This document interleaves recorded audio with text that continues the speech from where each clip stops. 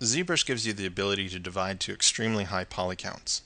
Once you've divided your model, you can then scroll up and down between the levels of resolution.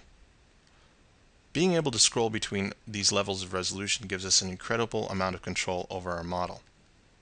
For instance, if I were in a high level of resolution and I were to do some sculpting, I could also scroll all the way down to a lower resolution, make some major changes,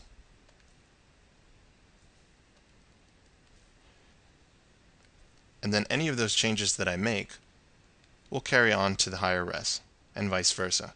So what ZBrush does is remember all the sculpting that you do on each one of these levels. So let's take a look at dividing some geometry. I'm going to hit T to drop this model to canvas, Control N to clear. I'll click on my tool palette and select a sphere 3D.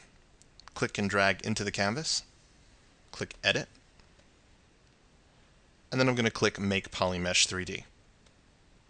Once I've done that, I'm going to turn on my wireframe. This will give me the ability to kind of understand visually how my poly count is looking on my model. I can also hover over the active tool icon, and you'll notice that we get this readout which tells us how many polygons we're working with. Currently I'm working with about 8,000 polygons. I'll turn off frame.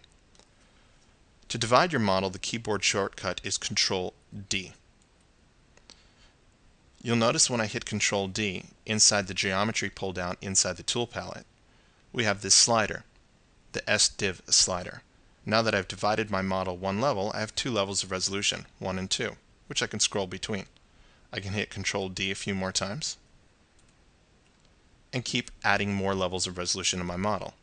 As I do that, I subdivide the model, and now you'll notice instead of working with about 8,000 polygons, we're working with about 100,000 polygons.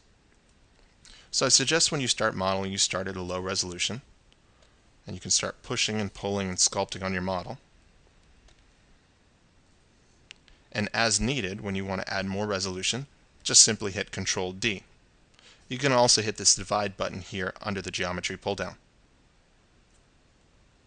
And then if I like, I can slide all the way down to a lower level, make some major changes if I want.